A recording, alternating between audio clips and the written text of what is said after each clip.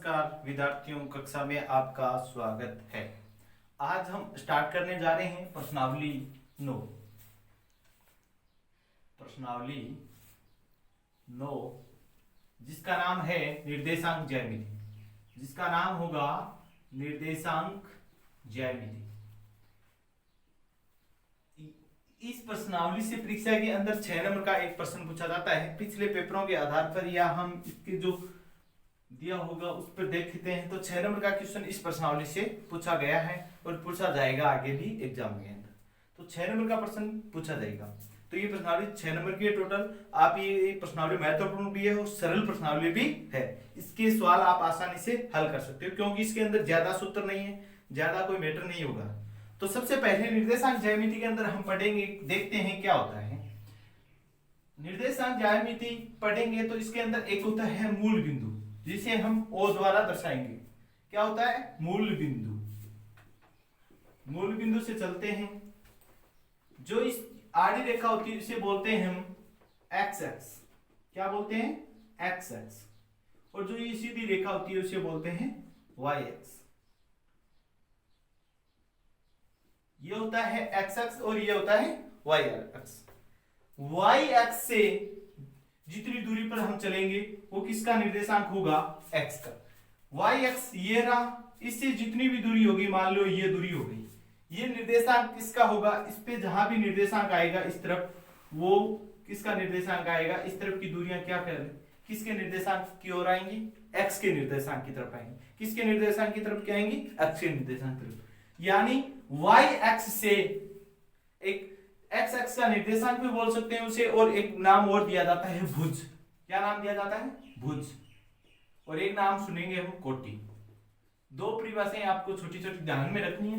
भुज किसे कहा जाता है और कोटि किसे कहा जाता है? भुज कहा जाता है वाई एक्स से लंबवत दूरी को भुज कहते हैं। वाई एक्स से लंबवत दूरी को भुज कहा जाता है। यानी वाई एक्स से लंबवत दूरी ये है, इसको क्या बोलेंगे? भुज। और x x से लंबवत दूरी को x x कौन सी है? ये। इससे सीधी दूरी को क्या बोलेंगे? कोटि। x x से लंबवत दूरी को कोटि बोलते हैं और y x से लंबवत दूरी को क्या बोलते हैं? भुज बोलते हैं। यानी x का निर्देशांक होगा वो तो भुज का मान होगा, और y का निर्देशांक होगा वो कोटि का निर्देशांक होगा, या कोटि बोल सकते हैं। y का निर्देशांक को हम क्या बोलेंगे? कोटि, और x के निर्देशांक को क्या बोल सकते हैं? भुज। ठीक है, ध्यान में रख सकते हैं। इस प्रकार के आपके 8th क्लास में पूछा गया था। ठीक है, ध्यान रख सकते हैं। आप देखते हैं इसके अंदर क्या होता है। इस चतुर्थांश को हम बोलते हैं, इसके अंदर 4 चतुर्थांश होते हैं और चारों चतुर्थांश के अंदर कौन से का मान प्लस होगा, कौन से का मान ऋणात्मक होगा, ये देखेंगे। यहां होता है मूल बिंदु। मूल बिंदु के निर्देशांक सदैव 0 0 होते हैं। ये बात ध्यान रखनी है। मूल बिंदु के निर्देशांक क्या होते हैं? 0 0। ठीक है। अब आपको मैं एक बात और बता देता हूं। ये है एक्स एक्स और ये है वाई एक्स। ये तो आपको पता है। जहां भी निर्देशांक लिखे हुए मिलेंगे आपको इसी प्रकार से 2 4 मान लो लिखा हुआ मिल गया, तो पहला जो मान होगा वो x का निर्देशांक होगा। किसका निर्देशांक होगा? सदैव पहले निर्देशांक x का लिखा जाएगा, फिर y का निर्देशांक लिखा जाएगा। तो ये ध्यान में रखनी है आपको बात। ठीक है, अब चलते हैं, बात देखते हैं। इस तरफ की सभी दूरियां क्या होती हैं? प्लस। ठीक है, ऊपर की तरफ की दूरियां होती हैं वो होती हैं प्लस, मतलब धनात्मक ली जाती है। और बाएं तरफ, इस तरफ की दूरियां, दाएं तरफ की दूरियां किस में ली जाएंगी? ऋणात्मक। और नीचे की दूरियां किस में ली जाएंगी? ऋणात्मक। ये बात ध्यान में रखनी। ये प्लस, ऊपर की तरफ प्लस, दूसरी विपरीत साइड माइनस, नीचे की साइड की माइनस। ठीक है, यानी इसके अंदर दोनों जो भी मान आएंगे, ऊपर की तरफ और नीचे की मान, यहां जो भी मान आएगा वो दोनों मान किस में आएंगे? प्लस के, क्योंकि इस तरफ भी प्लस है और इस तरफ भी क्या है? प्लस। और सबसे पहले निर्देशांक किसका लिखते हैं? x का। मतलब ये हो गया प्रथम चतुर्थांश। इसको बोलते हैं प्रथम चतुर्थांश। क्या बोलते हैं? प्रथम चतुर्थांश। अब आपको पूछा जा सकता है प्रथम चतुर्थांश में दोनों निर्देशांक की प्रवृत्ति क्या होती है? दोनों चतुर्थांश की प्रवृत्ति क्या होती है? दोनों क्या होते हैं? धनात्मक होते हैं। अब दूसरे चतुर्थांश, ये हो गया द्वितीय चतुर्थांश, ये हो गया द्वितीय चतुर्थांश। इसके अंदर क्या होता है? यहां देखो x का मान इस तरफ है, ये किस में आ रहा है, माइनस में, और y का मान किस में आएगा, प्लस में। y का मान किस में आ रहा है, प्लस में। तो इसके अंदर क्या होता है, x का मान तो ऋणात्मक होता है और y का मान क्या होता है, धनात्मक। ठीक है, अब चलते हैं हम तीसरे चतुर्थांश में, तृतीय चतुर्थांश में। तृतीय चतुर्थांश, तृतीय चतुर्थांश में क्या होता है, देखो यहां भी ऋणात्मक और नीचे की तरफ भी क्या है, ऋणात्मक। यानी तृतीय चतुर्थांश में दोनों ही निर्देशांक क्या होंगे, ऋणात्मक। दोनों ही निर्देशांक क्या होंगे, ऋणात्मक होंगे। अब चतुर्थ चतुर्थांश की बात करते हैं या चौथे चतुर्थांश की बात करते हैं। चतुर्थ चतुर्थांश में देखो ये x का मान है, इस तरफ x का मान है, ये किसका है, प्लस का। तो पहले किसका मान लिखते हैं, x का, प्लस का, और ये किसका है, माइनस का। y का निर्देशांक किस कार है, माइनस का। तो ये भी ध्यान में रखने, चारों चतुर्थांश में कौन सा प्लस का होता है, कौन सा माइनस का होता है, इसके बाद में चर्चा करेंगे हम। आज बता देता हूं, दो इसके अंदर मूल सूत्र आएगा, वो आएगा दो मूल बिंदुओं की या दो बिंदुओं के मध्य की दूरी। दूरी का सूत्र ध्यान में रखना, वो क्या होता है देखते हैं। बिंदुओं के बीच की दूरी निकालनी हो तो सूत्र क्या होगा, मान लो दो बिंदु दिए हुए, माना दो बिंदु हैं, माना दो बिंदु हैं, एक तो है x1 y1, एक है x1 y1, एक है x2 y2। इन दोनों के बीच की दूरी निकालनी है। इसका सूत्र क्या होता है, दूरी निकालने का सूत्र होता है, ध्यान में रखना है, दूरी बराबर होता है under root x2 minus x1 का square plus y2 minus y1 का स्क्वायर। ये एक सूत्र आपको ध्यान में रखना है। इस सूत्र पर आधारित सवाल हम करेंगे प्रश्नावली 9.1 के अंदर। लगभग सभी सवाल इस सूत्र पर आधारित हो जाएंगे। देखते हैं सवाल नंबर 1 क्या है। देखते हैं सवाल नंबर 1 है, दी गई आकृति से बिंदुओं P, Q, R, S के निर्देशांक लिखो। बड़ा इजी सवाल है। आपको सबसे पहले x का मान निकलना होता है निर्देशांक के अंदर, फिर किसका लिखना है, y का। अब देखो P, यहाँ पे P है, यहाँ पे Q है, यहाँ पे R है, यहाँ पे S है। तो सबसे पहले देखना है इसके अंदर P x की तरफ कितने पे आ रहा है। ये P x की तरफ कितने पे आ रहा है, 1 2 3 4 और 5 पे। कितने पे आ रहा है, 5। तो x का मान तो हो गया 5। ठीक है, अब देखना है y की तरफ कितने पे जा रहा है, 1 2 और ये लाइन किसकी सीध में आ रही है, 3। तो कितना हो गया, 5 और 3। तो x के निर्देशांक कितने हो गए, p के निर्देशांक क्या हो गए, 5 और 3। इसी प्रकार हम देखते हैं q के। q के अंदर x का मान किस तरफ आ रहा है, कितने पर आ रहा है, -1 -2 -3 और -4 पे। किस पे आ रहा है, -4। और y पे पहले निर्देशांक ध्यान में रखना है आपको, किस पे लिखना है, x वाला निर्देशांक सबसे पहले लिखना है। मैं इसमें भी x का 5 मान आ रहा था, इसमें -4 आ रहा है। फिर ऊपर की तरफ देखेंगे y का मान कितना आ रहा है, 6। तो q का निर्देशांक क्या आ गया, -4 और 6। अब चलते हैं r पे। r पे देखो x का मान, x ये है, x का मान कितना आ रहा है, -1 -2 -3। y का मान कितने पे आ रहा है, -1 -2। ठीक है, अब चलते हैं s पे। s का मान x पे कितना आ रहा है, यहां पर 1 पे, और इस पे कितने पे आ रहा है, -1 -2 -3 -4 और -5। तो p के निर्देशांक तो आ गए 5 3, q के आगे -4 6, r के आगे -3 -2, s के आगे 1 -5। ये चारों निर्देशांक हो गए, अपना आंसर हो गए।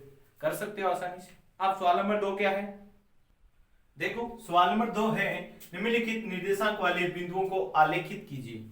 निम्नलिखित निर्देशांक वाले बिंदुओं को आलेखित कीजिए, मतलब इनका एक ग्राफ बना के हमें दर्शाना है कि ये बिंदु कहां कहां आएंगे। देखो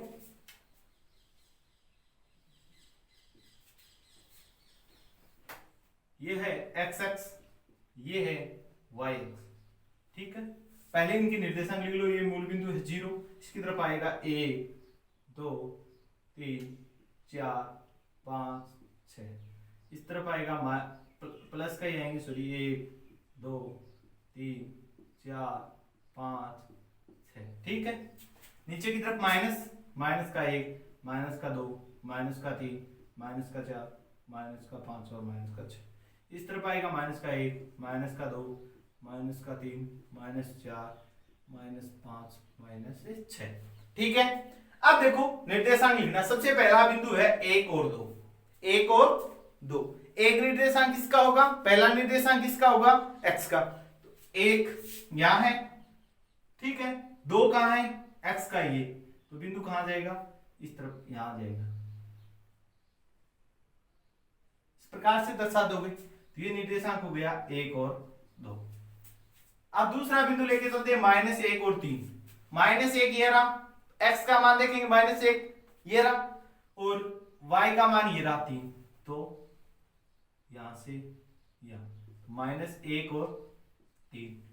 अब तीसरे बिंदु पर चलते हैं -2 और -4।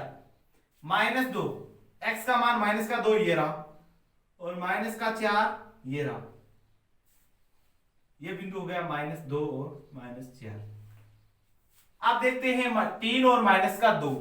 3x प्लस का है, ये रहा, -2 ये रहा, 3 और -2, 3 और -2, ये हो गया 2 और 0।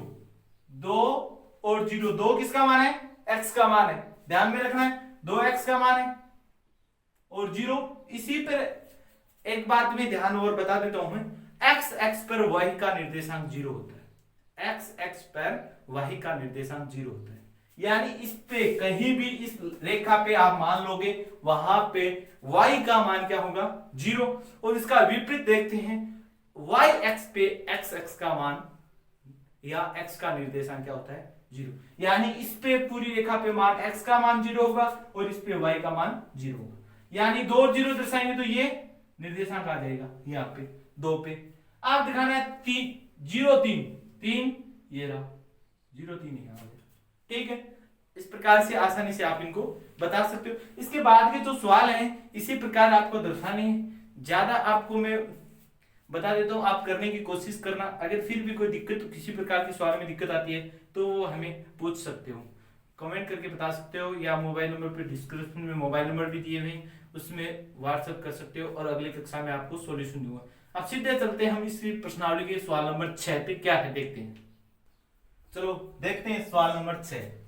सवाल नंबर 6 है, निम्नलिखित बिंदुओं के मध्य की दूरी ज्ञात करो। दूरी का सूत्र मैंने बताया था, उसी सूत्र पर आधारित सवाल होगा, हम करेंगे। पिछले सवालों में कोई दिक्कत आती है तो मैंने पहले भी बता दिया, अब दोबारा से आपको बता रहा हूँ। फिर भी कोई दिक्कत आती है तो वो हमें जरूर सूचित करें, जिससे अगली कक्षा के अंदर आपको उसके बारे में सॉल्यूशन दिया जाएगा। ठीक है, ध्यान रखें। अब देखो, निम्नलिखित बिंदुओं के मध्य की दूरी ज्ञात करो। दूरी ज्ञात करनी है तो सबसे पहला देखते हैं -6 7, और बिंदु है -1 -5। ठीक है, ये हो गया x1 y1 के मान, ये हो गए x2 और y2 के मान। x1 का मान कितना है, -6, और y1 का मान कितना है, 7।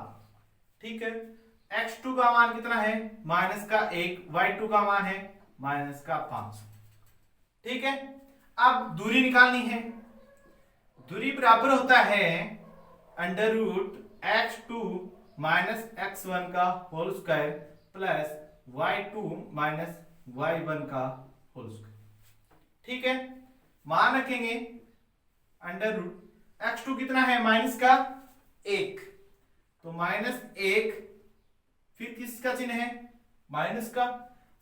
x1 का मान कितना है, -6 का होल स्क्वायर।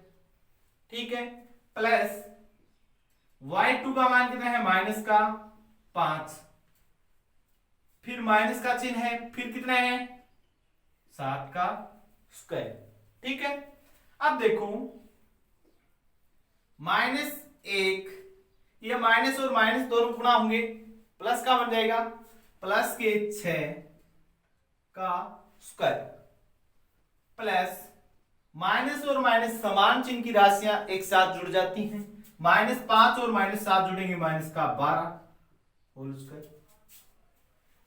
6 यहां 6 प्लस का या -1 का घट जाएगा तो कितना रह जाएगा, 5, तो 5 का स्क्वायर प्लस -12 का स्क्वायर बराबर क्या देगा, 5 का वर्ग करेंगे कितना आएगा, 5 का वर्ग करेंगे 25, प्लस 12 का वर्ग करेंगे, माइनस की संख्या हो प्लस की हो, अगर वर्ग कर रहे हैं तो किस में आएगी, धनात्मक आएगी। 12 का वर्ग कितना होता है 144। ठीक है, इनको दोनों को जोड़ेंगे तो कितना आ जाएगा अंडर रूट 169। 169 का वर्गमूल कितना होगा ज्ञात कर सकते हो या याद रख सकते हो, 25 तक तो कम से कम आपको याद रखने भी हैं, ध्यान रखना। कितना आ जाएगा 13। ठीक है, आगे लगाना है, दूरी याद कर रहे हैं तो इकाई। दूरी किस में आती है, मीटर सेंटीमीटर। अगर इस प्रकार की कोई इकाई नहीं दी होती है तो हम आगे लगाते हैं इकाई। इसका भी मात्रक का भी महत्व होता है। अगर ये इकाई नहीं लगाते या मीटर सेंटीमीटर नहीं लगाते तो ये क्या है, क्या मान है, 13 को गिनती में आ रहा है कुछ में आ रहा है, ये आपको ध्यान में रखना है, मात्रक अवश्य लगाना है। ठीक है, अब सवाल नंबर इसी के आप देखते हैं 2 नंबर। इसके निर्देशांक क्या है -1 और 8 माइनस का 2। निर्देशांक केवल चेंज हुए हैं, आपको मान रखने, सरल करने। ठीक है, 2 नंबर, इसका 2 नंबर भाग है वो है -1 और 8 माइनस का 2। ये आप आसानी से सरल कर सकते हो क्योंकि सीधा सीधा सूत्र के अंदर मान रखने और आप इसे सीधा हल करेंगे। फिर भी कोई दिक्कत आती है तो कमेंट करके बता सकते हो, कोई दिक्कत नहीं देगी। अब चलते हैं सवाल नंबर, इसी 6 नंबर सवाल का 3 नंबर प्रश्न क्या है। इसका निर्देशांक है a t1 का स्क्वायर 2a t1 और a t2 का स्क्वायर 2a t2। ठीक है, x1 का मान कितना हो जाएगा, जो ये पहला मान है वो x1 का मान हो जाएगा a t1 का स्क्वायर, y1 का मान क्या हो जाएगा 2a t1। ठीक है, x2 का मान क्या हो जाएगा a t2 का स्क्वायर, y2 का मान हो जाएगा 2a t2। ठीक है, दूरी ज्ञात करनी है, दूरी का सूत्र लगाएंगे। दूरी का सूत्र होता है x2 माइनस x1 का square plus y2 minus y1 का स्क्वायर। x2 का मान कितना है a t2 का स्क्वायर, ठीक है, माइनस a t1 का स्क्वायर का होल स्क्वायर। ये होल स्क्वायर तो किसका है, सूत्र वाला a t2 minus a t1 का स्क्वायर प्लस y2 का मान कितना है 2a t2 minus 2a t1 का होल स्क्वायर। ठीक है, अब देखते हैं इन दोनों में क्या कॉमन आ रहा है। देखो दोनों में a आ रहा है, तो a इस वर्ग से बाहर लेंगे, इस चिन्ह से कोष्टक से बाहर लेंगे तो ये ऊपर किसका चिन्ह है, वर्ग का, मतलब कितना आ जाएगा a का स्क्वायर। a स्क्वायर बाहर आ गया, क्या रह गया t2 का स्क्वायर माइनस t1 का स्क्वायर का होल स्क्वायर, का होल स्क्वायर प्लस प्लस यहां क्या कॉमन आ जाएगा 2a। 2a को बाहर लेंगे तो कितना हो जाएगा 4a का स्क्वायर, क्या आ जाएगा 4a का स्क्वायर। यहां क्या रह गया t2 माइनस t1 का होल स्क्वायर। ठीक है, कोई दिक्कत नहीं है नीचे। अब दोनों में देखो क्या कॉमन आ रहा है a और a स्क्वायर, और वर्ग के वर्गमूल के चिन्ह से बाहर लेंगे तो ये किस में बच जाएगा, a का स्क्वायर हट जाएगा, a बचेगा। तो क्या करेंगे, देखो क्या आ जाएगा अंडर रूट, यहां a कॉमन बाहर आ गया तो क्या रह गया a का स्क्वायर फिर हट जाएगा। यहां अंदर क्या रह गया t2 माइनस t1 का होल स्क्वायर का होल स्क्वायर प्लस यहां क्या रह गया a स्क्वायर तो बाहर चला गया, क्या रह गया 4, यहां रह गया t2 माइनस t1 का स्क्वायर। ठीक है, अब देखो एक ये क्या हो रहा है, इससे एक बार वर्ग को भूल जाओ, यहां समझ दो t1 का स्क्वायर t2 का स्क्वायर माइनस t1 का स्क्वायर, इस ऊपर वाले वर्ग को भूलते हैं, यह क्या हो गया a का स्क्वायर माइनस b का स्क्वायर। ये तो है a का स्क्वायर माइनस b का स्क्वायर, a की जगह क्या है t2 और b की जगह क्या है t1। इसको करेंगे तो क्या हो जाएगा a का स्क्वायर माइनस b का स्क्वायर बराबर क्या होता है a minus b into a plus का b, ये होता है। तो इसको क्या लिख सकते हैं t2 minus t1 into t2 plus का t1, ये लिखेंगे। इसकी जगह क्या लिख सकते हैं, ये लिख सकते हैं। और इस पे क्या है, पूरे पे क्या है, वर्ग है। इसके अंदर पूरे पे क्या है, वर्ग है। तो इन दोनों पे भी क्या लग जाएगा, वर्ग लग जाएगा। लगेगा या नहीं लगेगा, लगा सकते हैं। तो देखो क्या करेंगे, ए तो बाहर है ही, ए बाहर है। इसकी जगह क्या लिख सकते हैं, T2 माइनस T1 का square into T2 plus T1 का होल स्क्वायर। दोनों के अलग अलग लगा दिया मैंने, यहां तो ऐसे सरल किया था। प्लस क्या रह गया, 4T2 माइनस T1 का स्क्वायर। कोई दिक्कत, कोई दिक्कत नहीं है। अब देखो यहां क्या आ जाएगा, इसे आगे सरल करते हैं।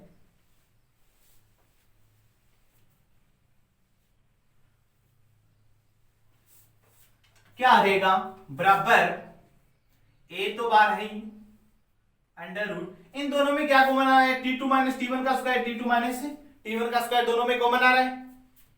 इसको बाहर लिया, T2 माइनस T1 का होल स्क्वायर। आ गया बात।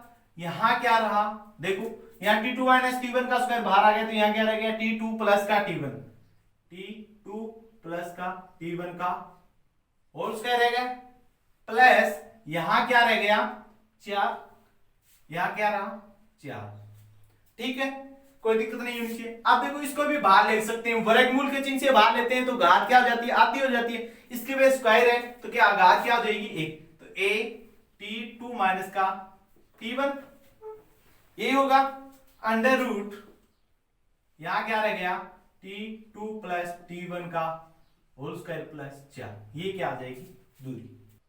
इस प्रकार से आप उत्तर निकाल सकते हो। क्या क्या मैंने दोबारा देख सकते हो आप, T2 माइनस T1 यहां से दोनों में से क्या ले लिया, कॉमन, T2 माइनस T1 का होल स्क्वायर आ गया। यहां क्या रह गया, T2 प्लस T1 का होल स्क्वायर प्लस यहां क्या रहा, ये तो कॉमन आने के बाद में यहां क्या संख्या रहेगी, 4, तो 4। ठीक है, अब ये अंडर रूट से बाहर निकाल सकते हैं वर्गमूल के चिन्ह से। और अगर वर्गमूल के चिन्ह से लगा सकते हैं तो दो घात क्या हो जाती है, आधी। यानी ए स्क्वायर था तो ए हो गया, और इस पे स्क्वायर था तो इसकी स्क्वायर आधी होगी। 2 की घात आधी होती है, मतलब 2 की आधा कितना होता है, 1। तो a T2 minus T1 under root T2 plus T1 का होल स्क्वायर प्लस का 4, ये क्या आ जाएगी, दूरी। निकाल सकते हैं आसानी से। अब सवाल नंबर 7 क्या देखते हैं। देखो सवाल नंबर 7 है, सिद्ध कीजिए कि बिंदु 2 -2 -2 1 तथा 5 2 एक समकोण त्रिभुज के शीर्ष हैं। यदि वो समकोण त्रिभुज होगा, यदि वो समकोण त्रिभुज होगा तो पाइथागोरस प्रमेय को सिद्ध करेगा। यानी पाइथागोरस प्रमेय क्या बोलती है, कर्ण का स्क्वायर बराबर आधार का स्क्वायर प्लस लंब का स्क्वायर। यानी इन 3 बिंदु हैं, एक बिंदु है, हल करेंगे, एक बिंदु है 2 माइनस का 2, बी को मान लिया माइनस का 2 1, और सी को मान लिया 5 2। इन तीनों के आपस में दूरी निकालेंगे। त्रिभुज इस प्रकार का होता है, मान लेते हैं ये त्रिभुज है ए बी सी। इसके निर्देशांक हैं 2 माइनस का 2, इसके निर्देशांक है माइनस का 2 1, इसके निर्देशांक है 5 2। अगर इन तीनों के बीच की दूरी निकालते हैं, ए बी के बीच की दूरी निकालेंगे, एक तो मान निकालेंगे, कौन क्या क्या मान ज्ञात करने, एक तो ए बी की दूरी यानी ए बी का मान ज्ञात करना, एक बी सी, एक ज्ञात करना है बी सी के बीच की, एक ज्ञात करना है सी ए, यानी इनके बीच की दूरी। इन तीनों के बीच की दूरी निकाल ली हमने। अब पाइथागोरस प्रमेय क्या बोलती है, दो भुजाओं का वर्ग का योग करेंगे और तीसरी भुजा के वर्ग के बराबर आना चाहिए। यानी पाइथागोरस प्रमेय ये तो बोलती है कर्ण का स्क्वायर बराबर आधार का स्क्वायर प्लस लंब का स्क्वायर, ये होती है पाइथागोरस। अगर पाइथागोरस प्रमेय इस पे लगती है तो वो त्रिभुज को क्या हो जाएगा, समकोण त्रिभुज, क्योंकि समकोण त्रिभुज किस पे लगता है, पाइथागोरस प्रमेय पर ही लगता है। अगर हमने मान लो तीनों भुजाओं का मान निकाला, एपी का मान आ गया कुछ भी, बीसी का मान आ गया, मान लो एपी आ गई कर्ण, बीसी आ गया आधार और ये आ गया लंब, इन तीनों का ये समीकरण को सिद्ध करेंगे तो हम क्या बोल सकते हैं, वो समकोण त्रिभुज है। देखते हैं सवाल करके देखेंगे कैसे करेंगे। देखो सबसे पहले निकालते हैं हम ए बी, दूरी का सूत्र वही होता है, दूरी का सूत्र लगा सकते हैं हम, क्या है x2 माइनस x1 का square plus y2 minus y1 का स्क्वायर। AB के लिए x2 क्या हो जाएगा, a बाय b, ये निर्देशांक है। इसके लिए x1 क्या हो जाएगा 2 और y1 क्या हो जाएगा -2, x2 क्या हो जाएगा -2, y2 क्या हो जाएगा 1। तो निकालेंगे AB बराबर आ जाएगा x2 -2 माइनस का, ये भी प्लस का है तो -2 का स्क्वायर प्लस 1 -2 का स्क्वायर। ठीक है, 2 और 2 जुड़ेंगे तो माइनस और माइनस के जुड़ के समान चिन्ह की राशियां एक साथ जुड़ जाती हैं, तो कितना हो गया -4 स्क्वायर प्लस ये क्या हो जाएगा 1 माइनस और माइनस क्या हो जाएगा +2 का स्क्वायर। 4 का स्क्वायर कितना होगा 16 प्लस 1 और 2 कितने हो गए 3 और 3 का स्क्वायर कितना हो जाएगा 9, इनको जोड़ेंगे 25 और 25 का वर्ग मूल कितना देगा 5। तो AB बराबर कितना आ गया 5। इसी प्रकार हम क्या निकालेंगे, कौन सी दूरी निकालेंगे, इनके दोनों के बीच की दूरी BC के लिए क्या आ जाएगा, ये दोनों B और C निर्देशांक ये हो गए। इसके लिए x2 का मान तो क्या हो जाएगा 5, यानी 5 y1 का मान क्या हो जाएगा x2 का मान तो कितना हो गया 5 और x1 का मान कितना हो गया -2, तो मान रखेंगे -2 का स्क्वायर प्लस y2 का मान कितना हो गया 2 और y1 का मान कितना हो गया -1 का स्क्वायर। करेंगे BC बराबर आ गया 5 और माइनस क्या हो गया +2 का स्क्वायर, 2 में से 1 घटाएंगे क्या रह जाएगा 1, तो 1 का स्क्वायर क्या आ जाएगा, देखो इसके अंदर क्या आ जाएगा, ये 5 और 2 कितने हो गए 7, तो 7 5 और 2 कितने हो गए 7, 7 का स्क्वायर 49 प्लस 1 का स्क्वायर 1, ये कितने हो गए √50। ये किसका मान आया BC का। अब निकालते हैं CA का, यानी इस बिंदु और इस बिंदु के बीच की दूरी CA के लिए x2 x1, दूसरा बिंदु क्या ले रहे हैं A, पहला बिंदु क्या ले रहे हैं C, तो A के निर्देशांक क्या हो जाएंगे x2 और y2 और C वाले x1 और y1।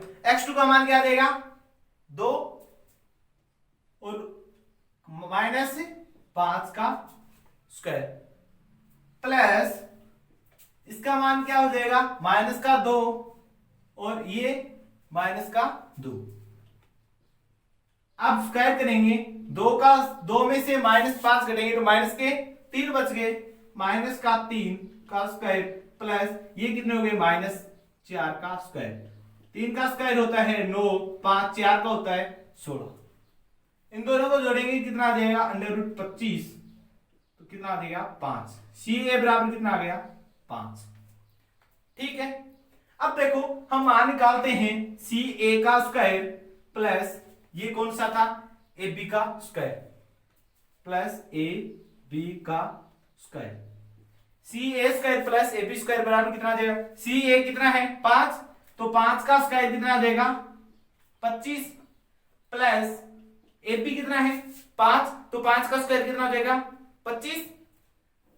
इन दोनों को जोड़ेंगे कितना आ जाएगा 50, यानी CA स्क्वायर बराबर क्या है CA का स्क्वायर प्लस AB का स्क्वायर कितना है 50, समीकरण नंबर 1। ठीक है, अब देखो BC स्क्वायर बराबर क्या है, BC बराबर कितना था √50 और BC स्क्वायर बराबर कितना देगा अंडर हट जाएगा, कितना दे देगा 50। समीकरण नंबर 2। समीकरण 1 व 2 से हम क्या बोल सकते हैं, समीकरण 1 व 2 से क्या बोलोगे, समीकरण 1 व 2 से ये दोनों समीकरण हैं, इनसे देखते हैं तो क्या आता है CA का स्क्वायर प्लस AB का स्क्वायर बराबर BC का स्क्वायर, क्योंकि दोनों के बराबर 50 है तो ये भी क्या होंगे बराबर। इस प्रकार की समीकरण क्या दर्शा रही है, ये कौन सी समीकरण हो गई पाइथागोरस प्रमेय में है या नहीं है। ये हो गया BC क्या हो जाएगी करण, ये क्या हो गया आधार और एक हो गया लंब। अतः है पाइथागोरस प्रमेय से, पाइथागोरस प्रमेय से ABC, इस त्रिभुज का क्या नाम दे सकते हैं? त्रिभुज ABC समकोण त्रिभुज है, समकोण त्रिभुज है। ठीक है, इस प्रकार से हम निकाल सकते हैं। बाकी के सवाल जो इसके अंदर शेष बचे हैं वो कल की क्लास में देखेंगे। अगर आपको क्लास पसंद आती है तो लाइक करें। कोई भी समस्या या कोई भी डाउट्स या जो भी सवाल समझ में नहीं आता है वो हमें कमेंट करके जरूर बताएं, जिससे हमें भी पता चले कि आपको क्या समस्या आ रही है। अगर क्लास पसंद आई तो इसे लाइक जरूर से करें। और जो आपको मैं एक बात और बता देता हूँ, कक्षा 10 के मैथ के पेपर भी होने वाले हैं, उन साथियों को भी शेयर करें, क्योंकि कुछ ही दिन, बहुत दिन हो गए गणित को छोड़े हुए, तो उनको भी कुछ याद आ जाए, तैयारी करने लग जाएं।